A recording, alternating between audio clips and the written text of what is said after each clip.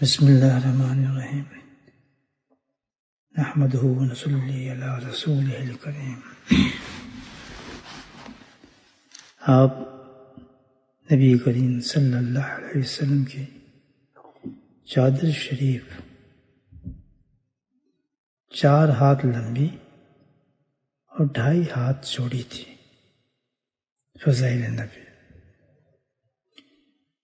آپ صلی اللہ علیہ وسلم اکثر چادر لپیٹا کرتے تھے۔ مدارج نبوت، کبھی آپ صلی اللہ علیہ وسلم چادر کو اس طرح اوڑھتے کہ چادر کو سیدھے بغل سے نکال کر الٹے کاندھے پر ڈال لیتے۔